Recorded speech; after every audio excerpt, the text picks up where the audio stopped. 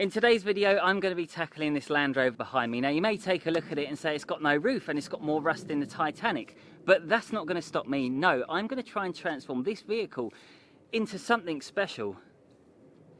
He says, today I have the impossible task of cleaning this very cool but very old Land Rover Defender, aka Mandy the Landy. And I just wanted to film this one because it's one of those cars that most people may look at and walk away from. And I want you to stick with me on this one till the end because there is a moral to the story and it may be a real eye-opener for some of you who do this for a living.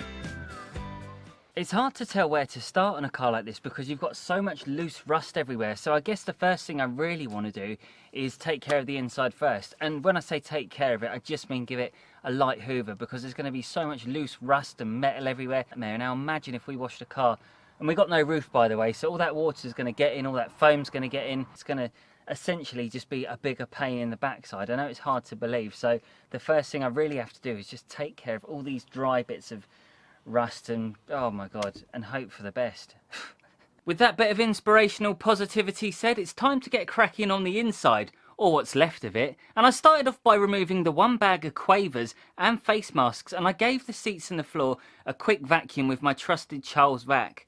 And you could literally feel the rust shooting up through the tube of the vacuum cleaner, so I'm just going to go over it very lightly here and you'll soon see why.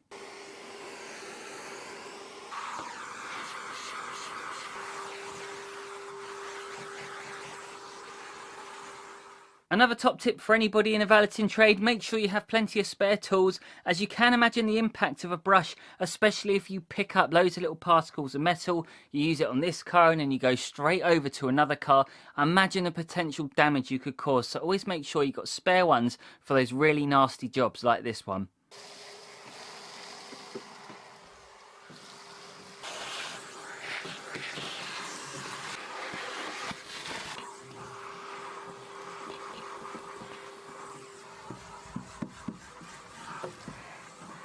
With Mandy the Landy slightly vacuumed and looking no different whatsoever, I was ready to tackle the outside, starting with the wheels and arches.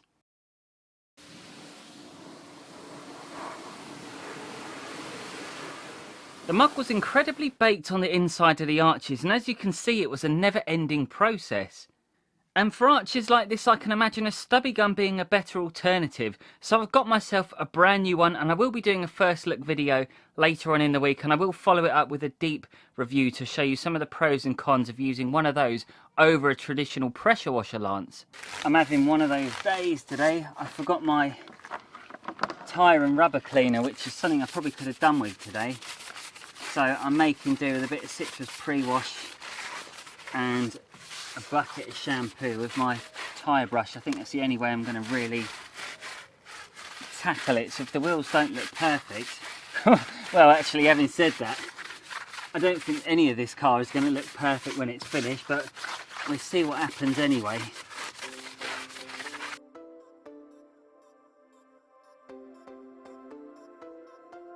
For a deep clean on the wheels, I used Young Wheels once again, and as you can see in this fast forward footage right here, it was obliterating the dirt and the fallout, and that's one of the benefits of using a 2-in-1 wheel cleaner and fallout remover.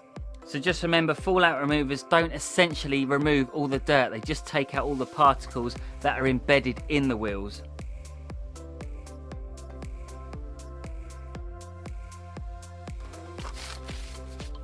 The tyres took a few scrubs to get right as I didn't have my trusty tyre cleaner, but it didn't slow me down too much. If anything, the heat was the biggest issue on this day.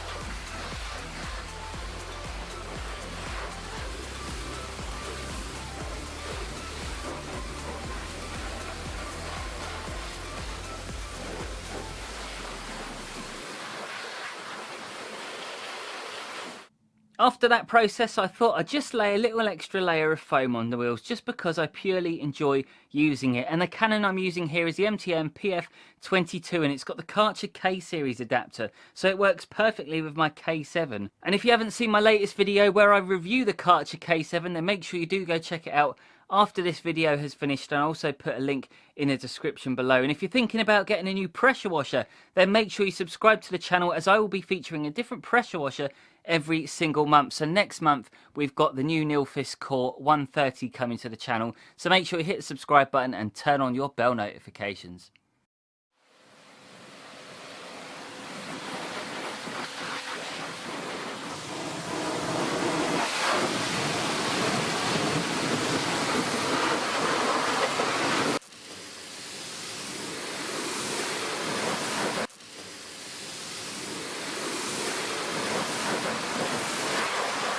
Just to make sure the last of the dirt had gone, I sprayed a little bit more citrus under the arches and on the tyres just to dwell, just to give it a little bit of extra bite.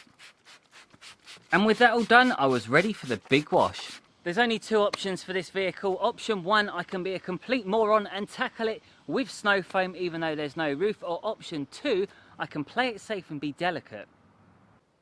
I think you know which one I'm going to go for.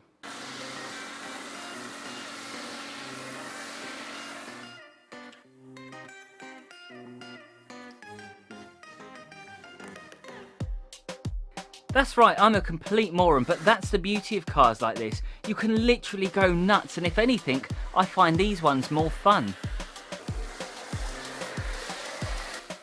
For the boot area, I didn't hold back. If it was dirty, it was going to get the yum foam treatment, because snow foaming can become quite addictive.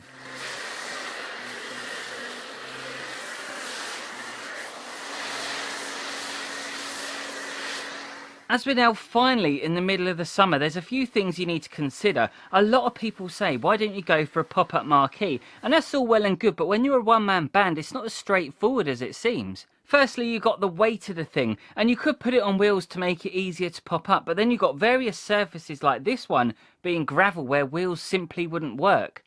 And not to mention the space needed in the van to safely store this, and then you need to factor in the time putting it up and down. So unless you're going to be doing a full day's work at one location in the heat, it's simply not worth it.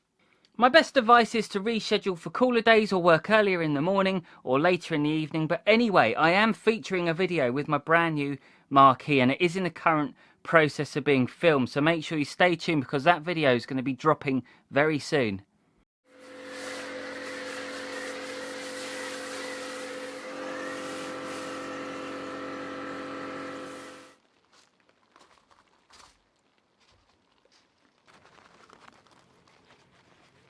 Don't really know what you're hoping to achieve by even brushing this, because the whole thing is just rusty. Like, bits of the jet wash were just shredding this vehicle to bits. And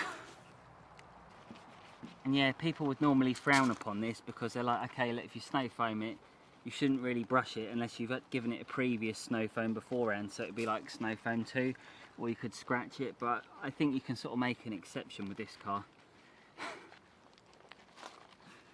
After giving the nooks and crannies a quick flick with a brush, I decided to get the foam off, and this was a scorching hot day. And a top tip for anybody doing this job: don't wear black jeans. Mind you, in my defence, it was raining when I left the house on that morning, so I had no idea the British weather was going to turn nice. And with this foam, it gave me a great chance to test it with a thicker mix, and I got to see its cleaning power as a standalone cleaner in the worst possible conditions, and it absolutely nailed it. And I didn't get any streaks or anything like that, and it was just simply brilliant.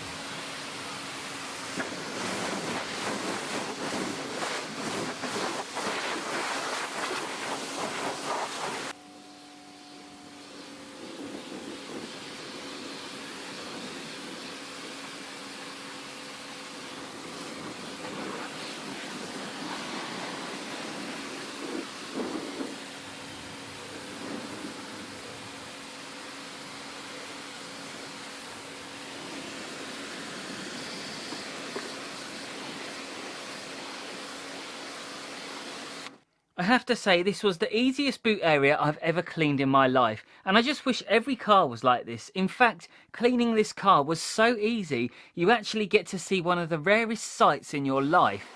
Me smiling.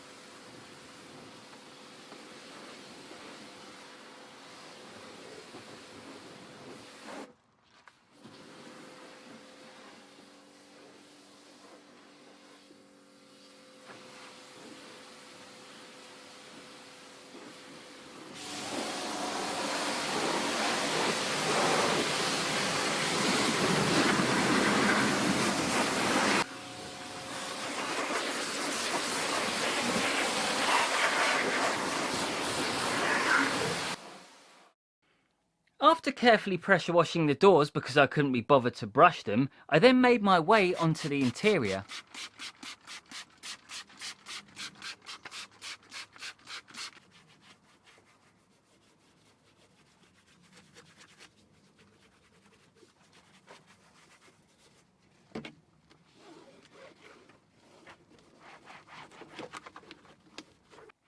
For the inside, I just used Yum Interior diluted down as I didn't want to waste a perfectly good product when the car wasn't going to get 100% in pristine condition.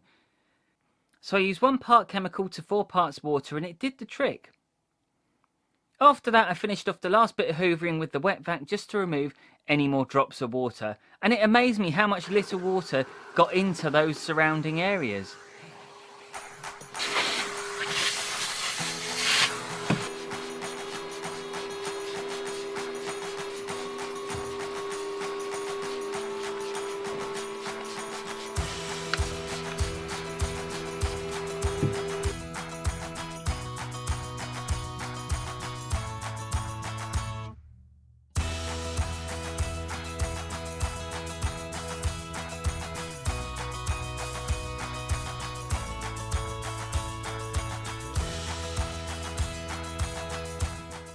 The glass had the usual Dave special, and then onto the tyres where I used Drifter tyre gel from Bear Car Care just to finish it off nicely.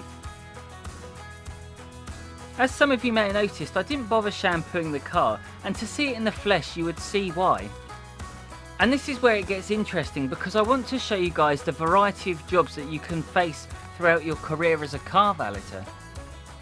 So as some of you know, I recently took on a huge farm vehicle, and in the past I've worked on planes, buses, supercars and actual James Bond cars, and every single job is different and every customer is different too. So let's take this customer for example. He loved this car, but he actually preferred it looking muddy as he knew what it was at the end of the day. And it was just a rusty old Land Rover, but it didn't mean he didn't care about it to the point where it could have been resprayed, and there was zero chance that you could do anything with the paint anyway, it was too far gone. But this is still a real car that costs real money. And it's also a car that you, as a car valeter, can actually make money on, so it wasn't even that difficult in reality. So here's the important bit. You will get clients who will show you an old battered car, and you need to be honest with them straight away and say, look, you can't make a miracle, but you can clean it in terms of making it germ free. And it's always good to give the chassis a good clean too. So don't turn jobs down just because you don't think they will look amazing afterwards. Take on the challenge and grow your network, grow your customer base, and you'll soon see the rewards for your hard efforts.